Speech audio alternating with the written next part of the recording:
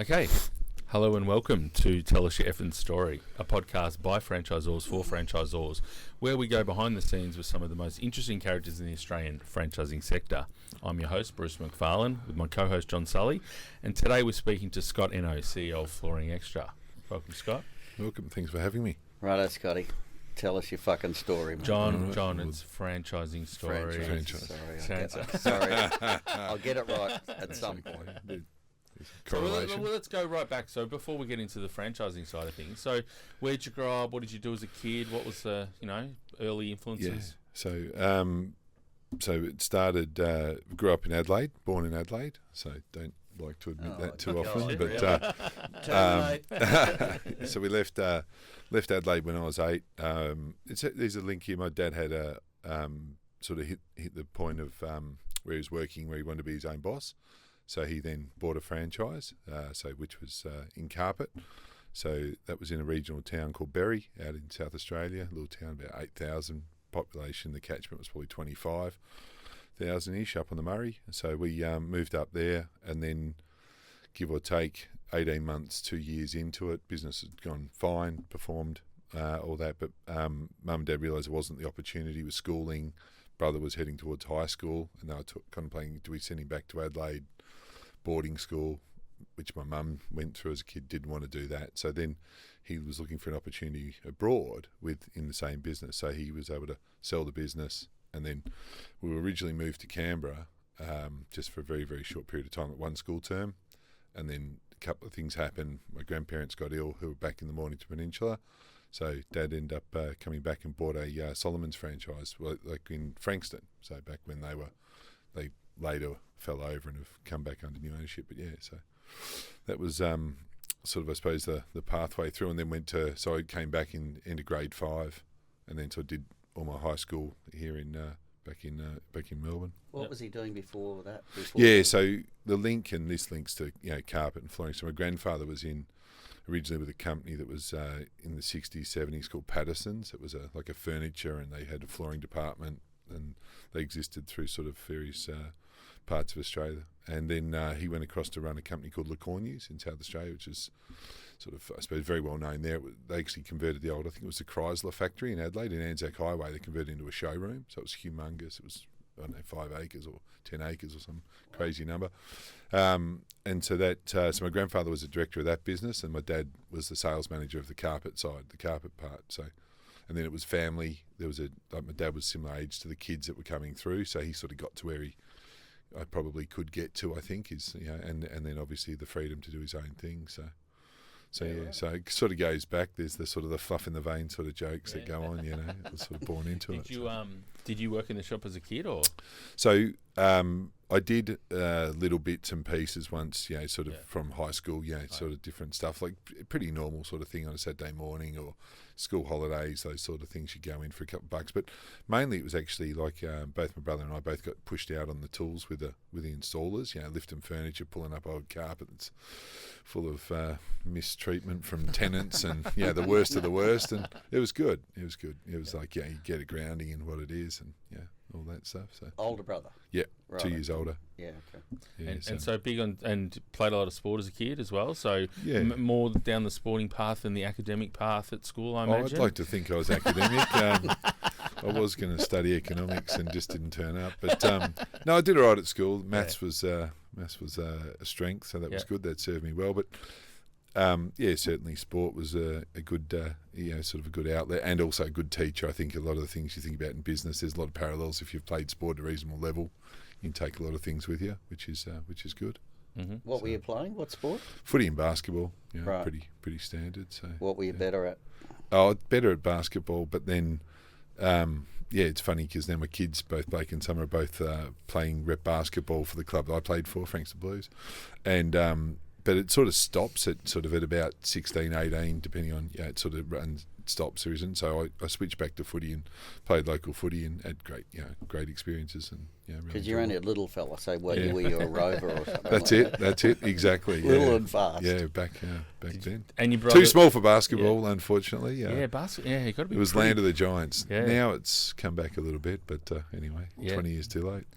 And and so the lessons you learn in sport sort of helped you as well, like the teamwork stuff and the Absolutely. I think you can take parallels from everything in life, and you can do it whether it's things you go through with your children, or it's things you go through in your marriage, or it's those sorts of things. But sport definitely has got heaps when it comes to leadership and trying to maintain relationships, but also try and get a message through and drive change or whatever it is. And discipline and reward for effort, all those things.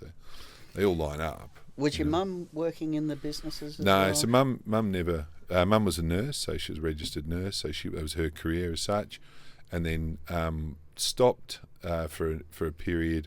She did little bits, and probably around the recession period, because so that timing was sort of the late 80s when Mum and Dad sort of were in business in the sort of mid to late 80s. So the recession hit early 90s, so it was no family. Like my grandfather, would come in, like he lived local, like he's retired, he'd come in and help out.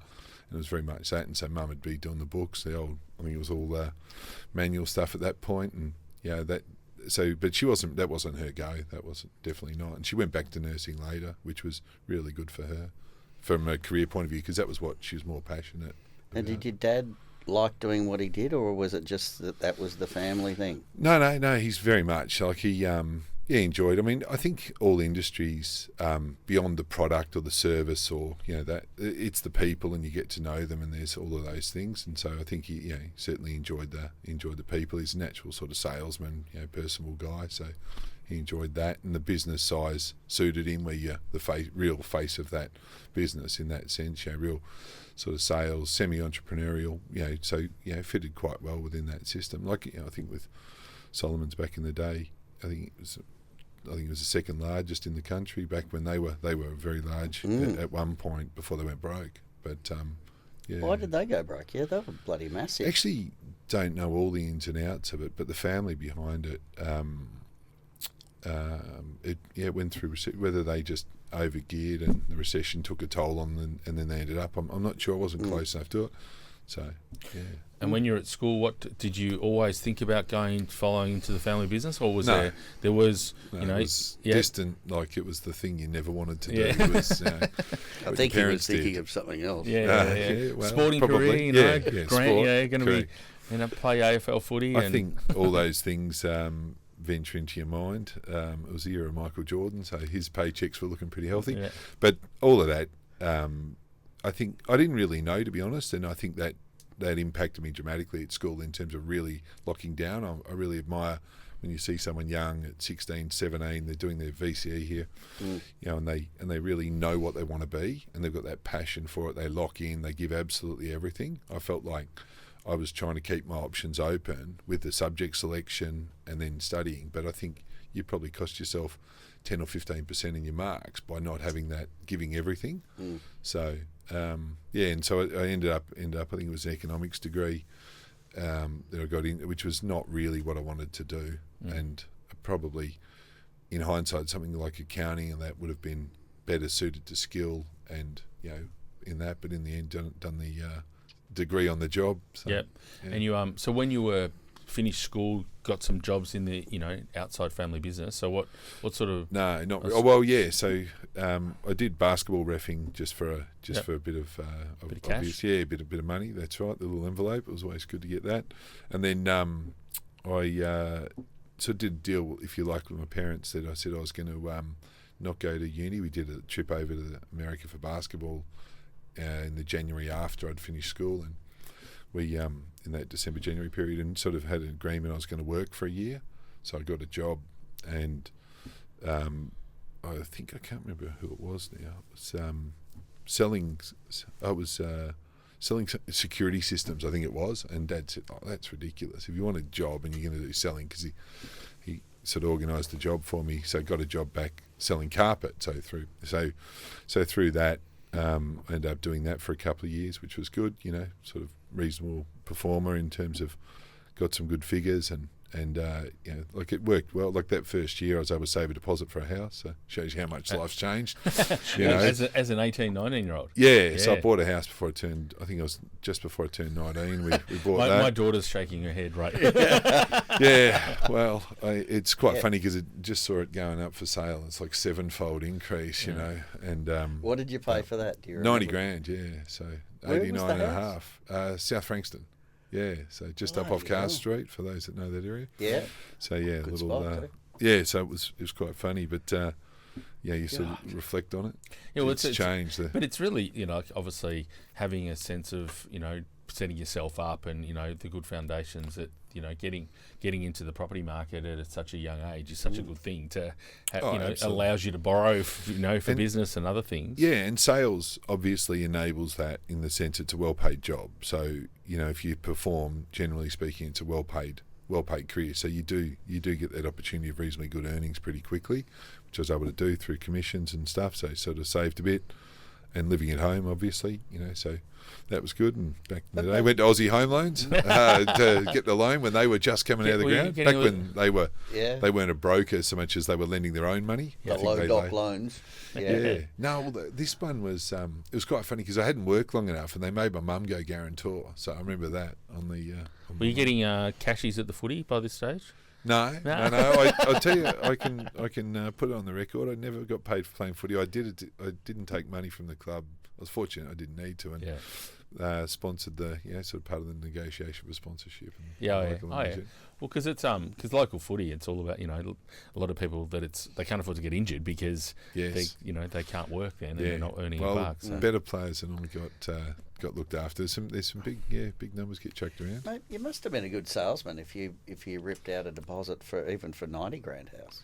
Yeah, it was okay. Like it's quite funny that, you know, sales budgets 20-something years later are still about what I was doing then, and I laugh. The average price and the products we sell are more expensive in terms of, you know, a lot more timber flooring and the like. But no, I did all right. But we had, you know, I was fortunate, family, you know, connections into people and the like. So I got a rails run. Let's say that. But your depth of knowledge, if you're on the tools during that period, you'd know what the hell you're talking about as well, which always helps. Yeah, and I think when you're young, I think, you know, like you're naturally more honest and more authentic, and I think people appreciated that. You know, it's fortunate if you get that click with the demographic, that helps. So, so it was but I don't think anyone's doing that now though. Like I think the multiple of house values doesn't match salaries. If I think about the 7-fold in the house, the salary might have doubled or something. Yeah. So Zali's first house is going to be a $9 million home. It's it's a scary world out there. Yeah. And so then just, you know, working for other people and, you know, doing well at that. You've 21, you know, most 21-year-olds are just worrying about where they're going to the pub on a Friday night and things like that. You decided to start a business. Yeah, so like there's a series of reasons, opportunities, and it was sort of one of those moments where let's do it. And guy who'd worked for my dad, who was worked for me, he was keen to be involved, and so we kicked off a business in launched May 2000, which was right after the world had just boomed because everyone was buying stuff pre-GST, thinking everything went up. So we opened it definitely at the wrong time. But Chris had a fantastic salesman, really high performer in and around the commercial space, so dealing with builders. He'd had a long career in that marketplace as such, or in that segment. And so Chris was able to, you know, bring clients on board, and we had some clients in the first home buyer grant. Yeah, there was a lot of, you know, like every business story, I think, you know, people life, there's not luck along the journey in terms of that. And that was one of the things that we were able to, the mix changed dramatically from, you know, sort of retail to being more commercially focused, and then we were able to grow the commercial sales, and, you know, some of the clients that we were doing work for really grew during that time, you know, so some that were much smaller builders who then became, you know, builders doing 1,000 homes a year. So as a supplier, you're the beneficiary of that, and it gave us huge organic growth without having to go win clients. So we had a pretty good run on the back of that. So when you started out, you know, you're 21, you're managing people, recruiting people. You know, how was the early days of managing a team? Because you sort of that's something you definitely learn along the journey, is how to manage a team. So what was... Yeah, I wouldn't go back and put it in a handbook. Let's just say that, if I think about things that, from Christmas parties to all the things that, wouldn't fly today. But that's the world, and it changed, I remember just like our installers, obviously a big part of the business is your installation team, and, like the golf days, and then they went back to the warehouse and we had sumo suits and bucking Broncos or God knows what. All these sorts of crazy things that you did when you managed tradies. They loved it, loved getting on the drink, and that was sort of their way of letting the hair down at the end of the year. And that's obviously not how it is today. The world, it's but the laws as well as just society norms have changed. That's right, but I guess, and some of the learning, like you would have had people that weren't going to make it. You're 21, they're probably older than you, a lot of them, and as you're going through, and you sort of have to deal with underperformance and stuff, learn how to manage that. How did you go with that? Well, I always remember getting the feedback. I got dropped for a grand final at footy, and I remember the coach. I respected him. I still know him and like him. And it was one of those things. He didn't muck around. He was honest. Told me up front why. The outcome, and then So I always sort of felt if you're going to deliver some really bad news, you're better to be up front about it than sort of, So I probably applied a bit of that, and that's that sport parallel learning, I talk about. Yep. So, but we were fortunate. When you're a growing business, we didn't have a huge staff because you're doing the work we were doing. Most of it was sort of adding people, not so much. There was you have minor amounts of change, but you haven't got 50, 80, 100 people or something like that. So it's a bit different. Was your brother in this as well? So Adam was around from day one in the business, in the sense that like the structure sort of changed over time. But Adam he'd gone down installation, I suppose career path, like he was doing installing. Originally he was going to do engineering, university, and then the mechanical engineering. I think there was no job pathway, and he dropped out of that and went the trade route. So he was installing and what have you at that time. So and then over, like it was like a transition over a few years. Like as the business grew, created opportunity off the tools, doing estimating and other parts to to then obviously stepping off fully. Probably about 06, something like that, maybe. I can't remember now. So what do you... 6 years in. How do you split it all up now? Is he still involved? Is the two of you? Yeah, so the business, in respect of obviously what we've added is the stores, and that's obviously different structure again. So FlooringXtra sort of been born later on. And so originally we, you have a business that was sort of, I suppose, in the same industry, but not similar to what you're doing. And then obviously over time you just find ways to say, okay, it can be much more cohesive if we're roughly in similar industry. Let's try and make it all work within a sort of a common management, sort of a common structure. So which is and it works. It takes a bit of time obviously to understand what the right grounds are for that, and make sure you both got enough independence in you, and that goes for any staff as well. You want to make sure that they've got enough room to exist within their roles. So give us the timeline for the last 23 years. So 2000 you start that business. Yep. First store. So one store, and then we only ever got to 2 stores. So in that business, when that business, at probably, I'm trying to think now, about 2006, something like that, we set one up in Queensland to do the southeast Queensland. We had some customers going up there, and so Chris, who I said been with me from like day one, like he's in there on day one.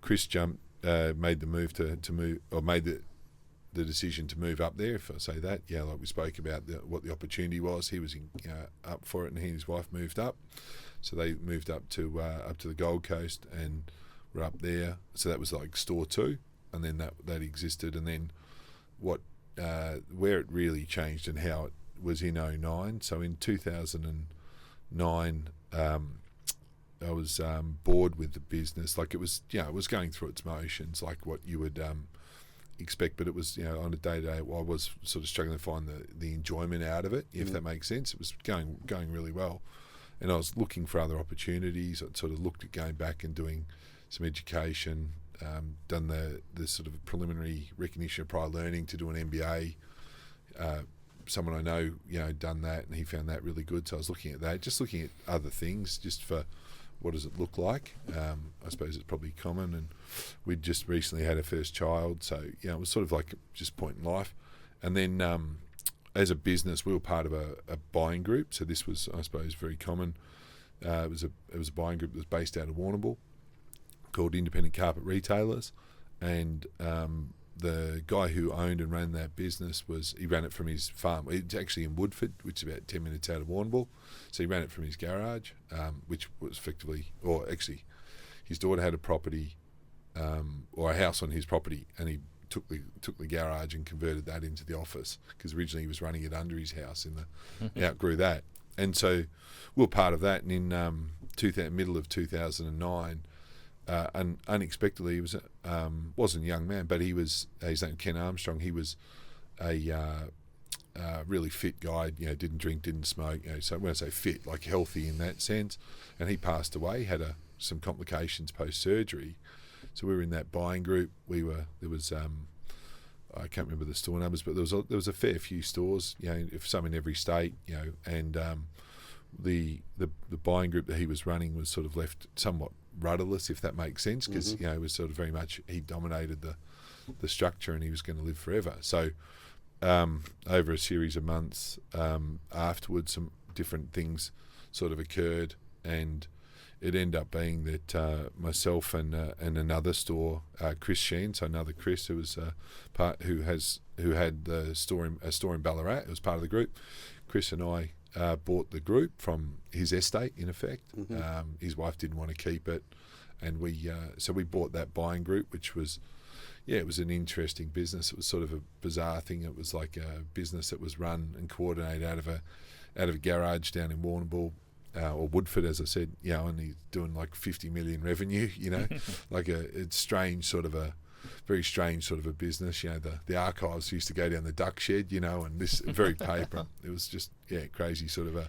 So how many stores in all of that? So when it probably over? Had, I think, like we cut a heap. There was some, some creditworthiness issues, and we instigated some changes, and it was a pretty messy time with trying to ensure that the family who were owed some money by a few, and cleaning all that up. That was a pretty rigorous process. Lots of lawyers and barristers and all the rest of it, and learned a lot about the legal system, because crazily the guy had run it on a handshake. So he'd set the whole business up with he'd brought them in later, but then some people owed him, like significant six-figure sums, hadn't signed them. So it wasn't a franchise, so it was just a buying group, so independently branded sites. Yes, every store. So what happened then was that Chris is a really passionate operator, store owner, and he and I always got along really well and knew each other well. And so we with the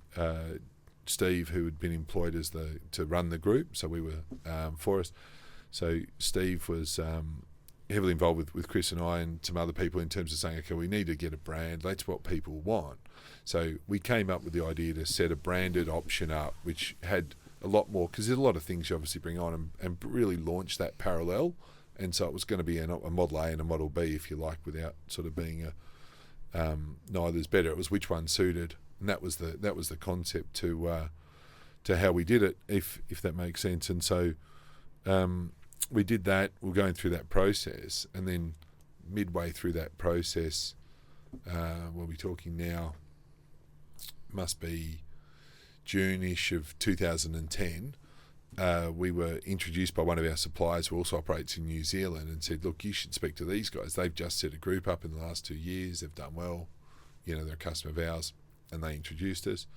And we had a chat with them, and that was Flooring Xtra in New Zealand. So they'd launched in 2008, had some success. There's a whole backstory to how they launched that, which I won't bore you with. But we spoke to them and said, look, we're going through this process, etc., etc. There was an initial connection between us in terms of we got along. We went over, had over a few phone calls, so we went over, spoke to them, and were able to sort of thrash out a framework for how we could see it working. Like, we didn't want to be a sub-franchise or whatever of what they were doing, wanted to run, and equally they ran. They wanted to do what they were doing. So we came to an agreement over it. Didn't take that long. It probably took, I think, 3 or 4 months to sort of just to sort of work out how it could work in a way that sort of was right for sort of both parties. So it suited the two different businesses, if that makes sense. And I remember at that time we just agreed to do that, and then I got diagnosed with lymphoma. So I was sitting there going, I've just like, why am I doing all of this? Great bit timing. crook, Why have I just gone and put it all on the line? Probably should have put a for sale sign up and just gone to the beach. But anyway, so went through that. So that all happened in late 2010, and then we basically the plan was that Flooring Xtra officially launched in May of 2011. So right. we launched. So the two stores that the Queensland, the Gold Coast, and down here. Yep. They were like Scott's. Carpets. Or whatever. Correct. That's right. Yeah, they trade under the brand name Major Carpets or name Major Carpets. Yeah. Yep. And all the others. But were there was all no independents. marketing really, because your clients were all B2B, so it was all relationship, and it was all built. So how did you get all these other guys on the bus to spend the money and do a rebrand? We knew them in the sense of first of all, they didn't have to. So Right. that if we go back, so out of the original group, about 20 stores opened up on day one. And then over time, some others wanted to see. Like it was, there were some people that were really enthusiastic for it because they were of the view it was what was needed, and and then there's obviously all the obvious things, because when you're going in, it's a different to a buying group where there's a different level. There's a structured agreement. There's all the stuff that goes with it. So it's a matter of obviously being there's a level of trust, a level of understanding, and being able to sort of, I suppose, build out where we were going to focus. So we came from that buying group thinking mindset, and so that was always products, and that was always a big part of it. And it was just adding the branding and adding marketing and those things to it. So, and the franchising, you obviously personally had been involved. Your parents had a franchise, so you actually understood a little bit about it. So very little. Didn't pay I remember attention. back in the day they had like a logo that was sent, which used to like on clear film, almost like a projector style, for using it. That was the brand book, There you go. Yeah, That's all you need. And so you've so early days in and there was. So I got to be transparent. We had no desire to be a franchise. Yeah, no, that's what I was getting at. It was the buying group was just under the same brand. We're dealing with a lawyer, good lawyer, I won't name him, but good guy, and he had done a lot of work for us over the journey, and he just said, look, I actually think you might just want to double check, because it was a licensing model, because that was the word that the guys had used in New Zealand, and that was sort of more common. I think we had a competitor or two in the market that used that word, and so we went, okay, no worries. So let's, and so he checked it with someone he knew, and then it was like, oh yeah, you're a franchise. I'm like, oh no, what is that? What? And he goes, and the he F said, word again. Yeah, and he said, look, Read that. So no, he said you need to go find another lawyer.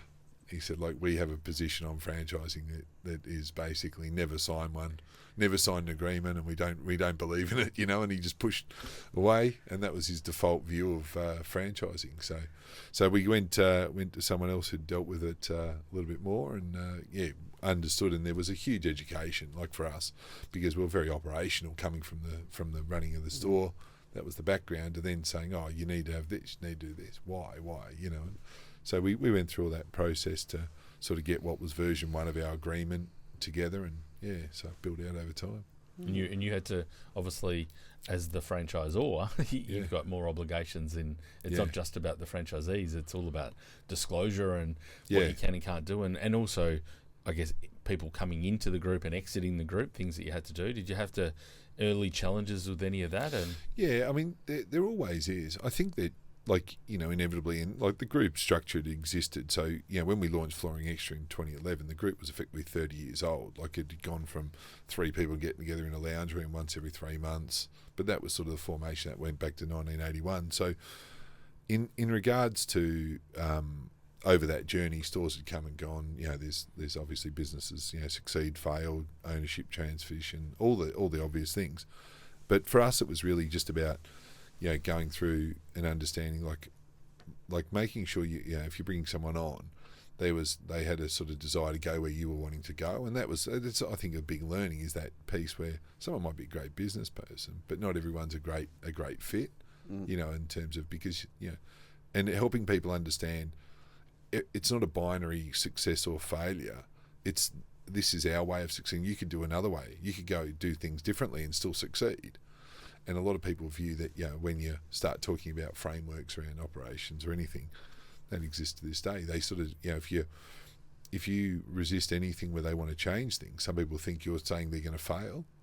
And I think that's just and it's like, no, there's multiple ways to win. You know, you go to supermarkets, you have, you know, supermarkets doing it one way and other supermarkets doing it another way, you know, and that exists in all industries. So was it a big consolidation play really to grow when you got your 20 odd stores? Yep.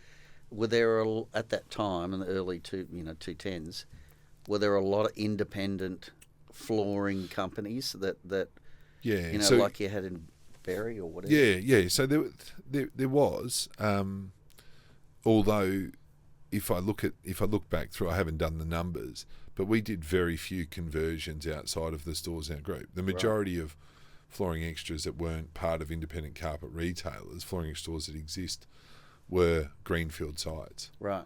Yeah, and that was the biggest thing where Flooring Xtra New Zealand were almost 100% conversions at that point.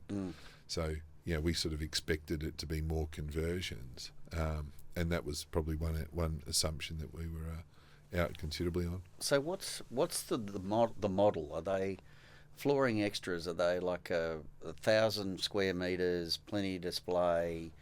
You know, all sorts of flooring, every type of flooring.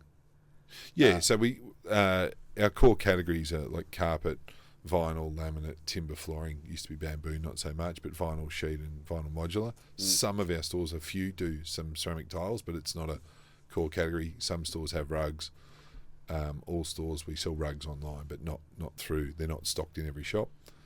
So the model varies a little bit in size because of, you know, the requirements for on-site warehousing.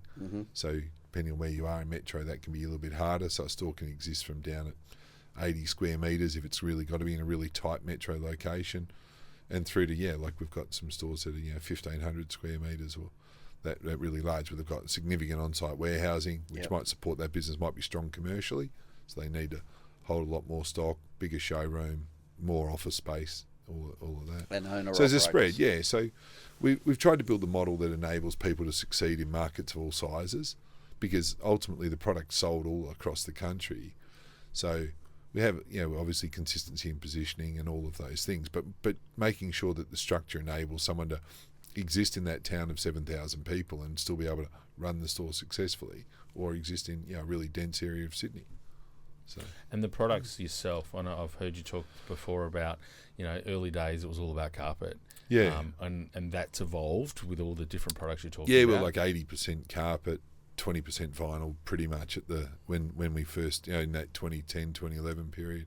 And then that rolls out to now it's a much more balanced, sort of spread of products, a lot more hard flooring. And that's a reflection of a lot of factors, obviously fashion trends, but it's also Australia's changed a lot with migration, and most of our migration has come from Asia in recent years, in Greater Asia, and very few of those countries have wall-to-wall carpet, so they're not used to having it like English and the some of the European markets and obviously North America. So they're more I suppose accustomed to having hard flooring and rugs.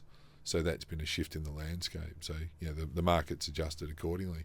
And there's been a lot of consolidation in local manufacturing of carpet for that reason. Yeah, do we make a lot here in carpet, Australia? Yeah, so in Australia and New Zealand, the vast majority of what we sell is manufactured here. So, and then Melbourne in Australia is the sort of main manufacturing hub. There's other manufacturing facilities interstate. But certainly Melbourne's sort of the heartland of the carpet manufacturing. Mate, you got a lot of moving parts in that business, haven't you? Not really. There's a lot going on. Yeah, it keeps you busy. Yeah. But as a franchisor and what you were doing and beforehand, you've got a real margin focus, I would have thought, which is what most of your franchisees would probably love about being part of the group. Yeah, well, we'd like to think they do, and whether they appreciate it, they may be deep down. I mean, no one's ever going to tell you that you've looked after them and the fees are low. But we've built something that we believe really, really, really competitive in terms of how it's structured. And I know that we run, we have some stores ourselves, and we can see the differences in those, and in terms of what the fees can and can't be with the way we've set it up, so those stores are competitive, and that enables our stores to be competitive across all market segments too. So we've got stores doing jobs that can be in the well into the hundreds of thousands of dollars commercial project work. Now, if the group was set up under a lot of various franchise sort of structures, there's no way that could exist because of the royalties involved. You just couldn't be competitive. So in that way, I think we've found a balance. So how many stores have you got?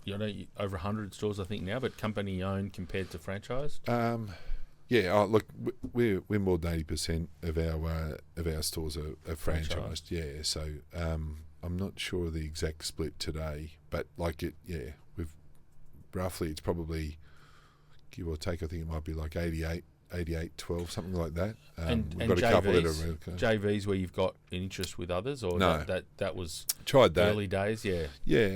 We've done that, but it doesn't really work. In terms of it's sort of a little bit messy, it's a bit confusing, and so I think we're where we are now is a better operator. Yeah, exactly. But I mean, the one thing that is that the stores that we own operate with identical structures and systems, and they're doing everything we're asking of the franchisee. It's not like it's a different operational structure, which I think is healthy. And what's the BHAG, the big hairy ass goal? Well, domination, I think. Global. Excellent. Yeah, look, I think that'll eventually land. But I think, in all seriousness, it's like Australia. I was talking to someone about this last week. Australia's got a really, really good outlook. If you look at construction's a big driver of our marketplace, which is really different to some of the other parts of the world. If you look at flooring, because the population's not growing, whereas here we've got population growth, and with that, obviously, you've got a growth in continuous growth in residential construction. Although it's going through a tough time at the moment, but at the end of it, we're going to come out and go, gee, we need more property because there's a shortage, and the cost has gone up, in terms of, and that will give people confidence as to invest and bring other for the rentals, and so I think that the next, if I look at the rest of this decade, I'm very, very confident that it's going to be very, very strong population growth. Both sides of politics are very much committed to that. Has to be, and that will drive tailwinds for us in terms of from an industry point of view. So I think that population growth just will continue to increase markets. We've got, and we, as I said, there's a lot of space that we don't exist in here. So our objectives and focuses, in all honesty, are just about about filling in the gaps, if that's the simplest way of putting it here on a local level, and just refining things. We've got. I think that wouldn't waste time talking about AI and these things. I think they're sort of overhyped to some degree, but technology generally is a continuous thing, and so that obviously is going to be a big factor in the next few years, is just making sure that we're making the right decisions on that front to support the stores so they continue to continue to be the model's right, I suppose, for the market.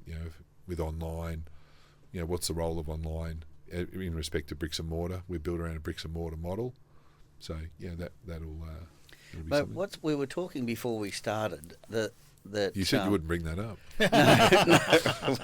No. We'll talk about that later then. No, but I was doing some research for something the other day, and I forget what the source was, but it was, I think, a government one. There are 1,800 building companies that went under last financial year. Yep. Ending a couple of weeks ago. So how do we got a housing shortage? If there's a housing, how the hell do we fill that gap? Yeah, I mean, I think you've got obviously the shortage, and the reality is that you've got different sides of government making policy that contradicts the other side. So you've got a planning, which is a critical part of the process to getting construction, which seems to be a blockage. Everything I hear coming out is that the planning processes are really onerous. They're slowing down the supply. Yep. And if we really care about the pricing and we're not trying to get the young people out of the market, well, supply and demand's the first fundamental of economics, right? Like in terms of what we need to be doing. So I think we've got to make sure we've got supply meeting demand, and that's got to be taken over a longer term view, and we've got to be clear about what that looks like. If you look at it immediately, like we just copped, it was a tidal wave of obviously inflation that went through as a result of the coronavirus and the associated after effects of stimulus. I think that we've got to be really careful that they don't overreact to something that was because that can actually create more problems. So in respect of that. So I feel like consistency is the key, in terms of ensuring that we have the right volume of supply, and then and people having confidence to whether they're first home buyers they've got to know it. If it's going down in value, they're not going to feel confident signing up to a 30-year mortgage. Humongous investment for them. And so and obviously your wholesale business, you impacted by some of those 1,800 that went under. So have you navigated your way through, other people's business failure in a time when you've come out quite strong? That's part of it. Like if you play in that segment, we have stores that do it at a local level. We do it, with some larger clients, and the reality is if you do that, you are going to cop some. It's just the nature of the industry. But over a long period of time, it's been very, very low failure rate. So if you average it, it's in pretty good shape. But like coming through right now, like it's just working through who's going to survive. Obviously, a bit similar to like what I mentioned when we started the business. If you back the right horses, they'll come through. And I think that's what we're seeing now. There's some really strong businesses that are. Are you glad you went down the franchising route? Yeah, I think so. I think it's no, I know so, because it's been a really enjoyable business. So there's always obviously you can look at lots of measurements and that through for success in different ways. But certainly from a personal viewpoint, I've enjoyed it, and it's been a really enjoyable because you're learning a lot and understanding how to execute through that model has been really, really interesting. And you went from the buying group, which is definitely a mindset, and my family are in a buying group sort of business as well, and then to a franchise where it's about brand. Yep. And so that wasn't something that you were strong on, but you've obviously bought into a New Zealand brand concept. Now you've got a really strong brand in the marketplace. You've had to invest into that brand. So how have you gone about, like, one, learning yourself about building that brand, and two, and then implementing that in the market? Yeah, well, I could probably answer that by going back and saying, if we did it again, like I think the education piece up front. So in terms of, I think the stores didn't understand, a lot of people didn't understand how important the collective reputation becomes and the need for consistency. And that, with where the world's going. So you just look at, obviously online and all these things that are moving, whereby, if someone mucks up, it's very much, it can be everyone's. I mean, it's just the world we live in. So making sure people understand what it looks like, and therefore I think that would be better. It would help in terms of execution, because I think that initially some people think you're bringing in rules because they're things that you're wanting for yourself to satisfy yourself, as opposed to understanding the why that sits behind them. So, I think that side of things is probably what we would do differently in execution. But hindsight's always 20/20. So I know we're probably running out of time, but your employment strategy, is it around height? Like, who's the guy that came to our conference? The ops guy. Oh, Lou, yeah. He's fucking huge. Yeah. He's bigger than you. No, he's not. No, I've got him. No, we don't employ anyone taller than me. That's policy. So. Well, I shook his hand. He scared me. Yeah, he's a big boy. He's a good guy. Yeah. No, we're very fortunate. We've got a good team, and I think that's it's a big part of it. Is having people and making sure that they've like your team's got to be able to fit with your culture and then be able to operate in that. So and probably one thing that I've seen is that you're whilst franchising, you've been successful in being in franchising, and obviously a lot of the people at the start were reluctant, and you've got to deal with a whole lot of compliance. But the relationship with your franchisees is something that you've prioritised, and you've got good relationship with them on the way through. Yeah, I think we don't have the churn that that exists out in other parts for a variety of reasons. People are in the industry for a lot longer period of time, so we want to have stronger relationships. was funny, like the reluctance I had to some of the franchising. I was just thinking about when you're saying, just had a conversation with someone in the last couple of days. The reason that they want to open a store is because of the structure and rules. So, you see the opposite side of the coin after a while. Yeah. But no, I think that balance and consistency in what we do ensures, like hopefully they respect what we do, even if it's not the answer they want. At least we're consistent in terms of what we're doing, and we like to think that they see us as in the trenches with them. Yeah, well, you've got some long-term franchisees, so they're obviously. I think that's as a measure of success. Very healthy. They're financially, achieving what they want. They're in regional areas. They're supporting the local clubs and all of that. You see your billboards on footy grounds and all sorts of places. And so I think all of the great things about franchising, allowing those people to come through and make a good living for their family and support their community, it's been a great thing for you and the business. So well done. Thank you. Yeah. And what about next? So, like I know, talking about attracting franchisees, if they don't have experience in your sector, that's always been a bit of a challenge. Yeah, I think so. I think we're a specific industry.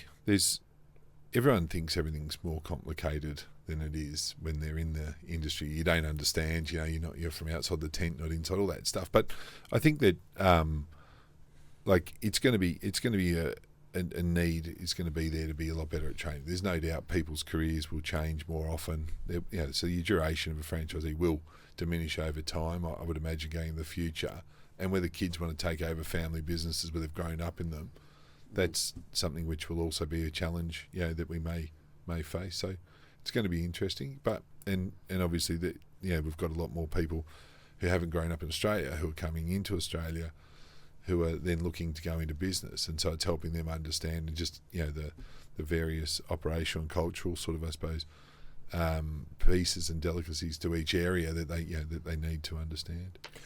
And another thing for you is that you've grown up in a sales background, in a retail background, in a wholesale background, but you're also interested in innovation and technology, and you talk about within your own business you've had to think about, well, I've got a product here and I've got a service over here, and how can I make it easy for my franchisees, which you've done. And then you're involved in another business, you've invested in Hatch, and so another business that's involved with technology and seeing things differently. So is that something that's always been the innovation and technology you're interested in? Or I think so. I think naturally I'd like to think I'm entrepreneurial, and so you're always sort of looking ahead in that regard, and then you're sort of thinking about how things are going to change. And if you walk around with your eyes open, you see changes, and our industry's downstream from a lot. I remember learnt this back in the 90s when I first started selling, when like when Dad said to me, he goes, "Oh, look at this, they're selling air conditioners at the time at Clive Peters with a pay by the week repayment plan." And then like talking about boats, like it was like boats went to pay by the week. So all of a sudden then we did some, I remember pretty early on in the early 2000s we offered retail, like you're offering a pay by the week carpet plan. And so those things, you can learn from others. As I said, we're a little bit slower on the uptake. There's some faster moving segments.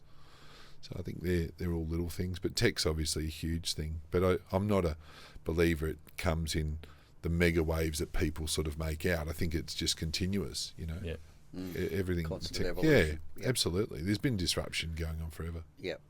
And I guess another thing for you is that whilst you didn't go down the go and get a degree in an MBA, you sort of dabbled in it. You have got this thirst for learning and the being involved and around people through YPO and other groups. Yeah. You've taking on ideas from other sectors and stuff. So what have you got out of that? I think YPO is an amazing organisation. I think they're in terms of how they how it's set up, I suppose the foundations of it, and the fact that it touches all the aspects of your life, you personally, your family, and then your business. So I think that the view across, or the sort of, I suppose, that three-tiered view is really good in terms of and how they all intersect.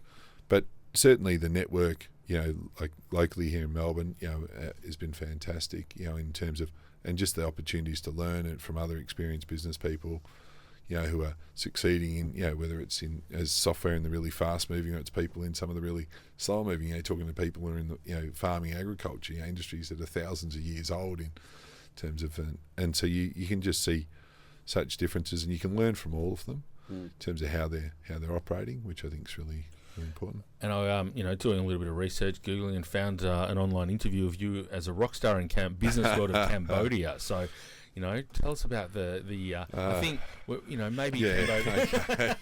So I'll give you the abridged version. Defensive.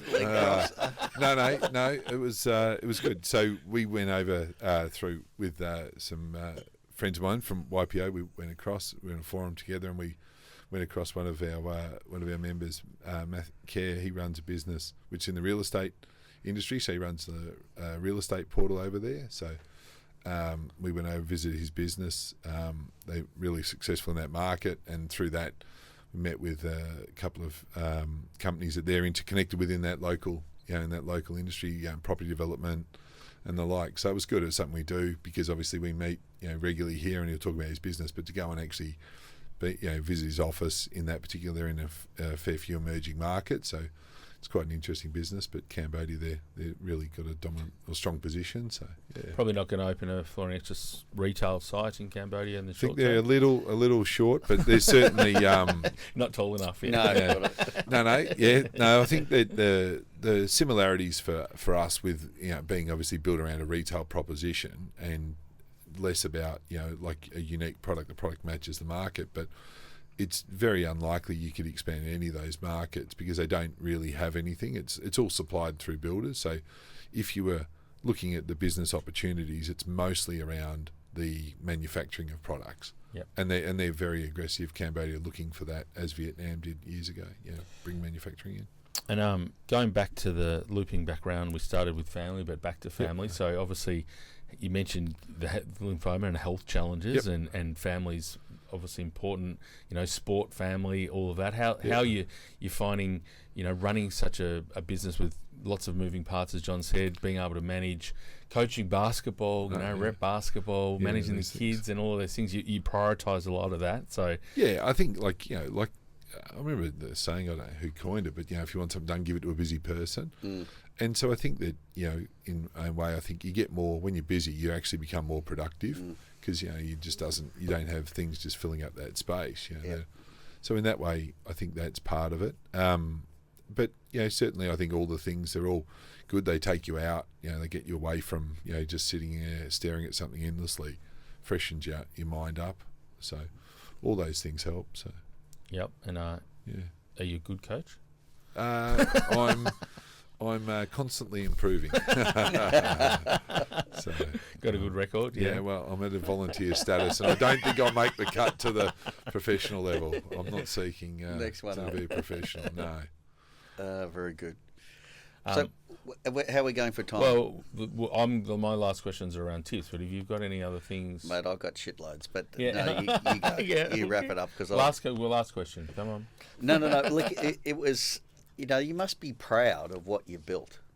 Yeah, I think that I don't sit back and sort of think about it too often. It's not really something I do. Like in terms of just talking about now. Like there's components, everything's there. It all sits there, in the front of your mind in terms of what it is. But you don't piece it all together and start thinking about what we've done or this or that or all those things. They're just not. I suppose it's just not really something that sort of occupies my time. But when you internally, whenever you look at things in the segments that you do or the sections that you do, you always I suppose recognise what the great achievements of people, as I said, from being salespeople early on in your first business, being able to win big clients and those sorts of things through various milestones all the way through. I think all those things that all the achievements of those people and the team that you got, you celebrate them in their own way, but you don't sort of look at the whole landscape that often. Well, you should be bloody proud of what you built, mate. It's impressive. Still got a few moons to go. Hopefully, that's the plan. You got shitloads. You'll be all right. Only 44. So you live in a dodgy area, but I know. And what about tips for maybe a tip for just an entrepreneur, someone starting out a business, and maybe one for a franchisor and an emerging franchisor? Well, I think someone starting a business would be to put the bumpers up and go for a franchise. I think that makes sense. It's a safer bet, less gutter balls. Yeah. I mean, the failure rate and the like, I think is much lower, and I think it's a much safer bet. And I just don't think the economies of scale for a small business to be able to be compliant. We're living through a world that's going to have more and more rules, like we face with our products, and more and more about sustainability and the modern slavery, legal provisions, all these things are all coming in a bigger way. So a small store's going to really struggle to be compliant with that.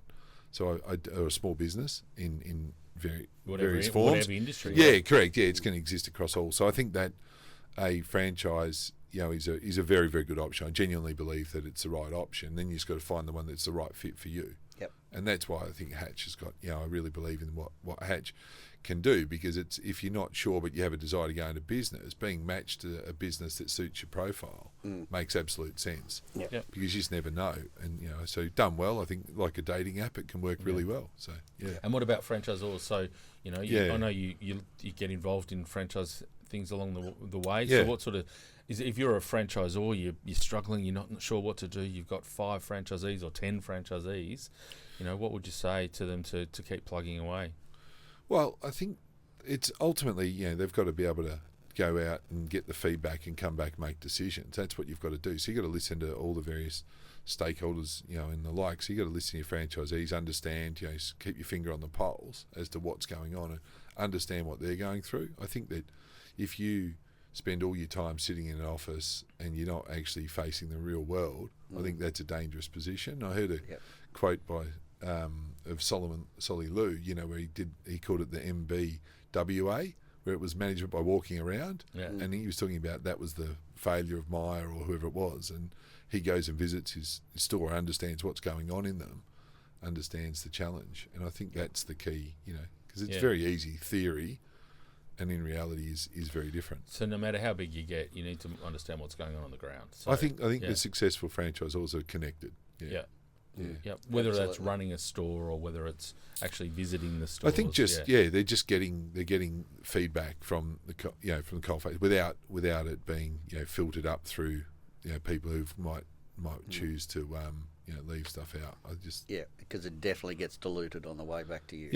And every system is going to have a different way of doing that. But I just think that's the most important thing, because I think the person that's gone into a franchise, if you've got 5 or 10 franchisees, then obviously it's listening and it's making sure and just being prepared to sort of trust themselves and their decisions, going through that, make decisions, listen, and keep ploughing forward. Cool. Good. Awesome. Thanks a lot. Thanks for your time. No problem. Always, Scott Enno. pleasure. Well done, mate. Okay. Thanks, Fantastic. James. Cheers. Cheers.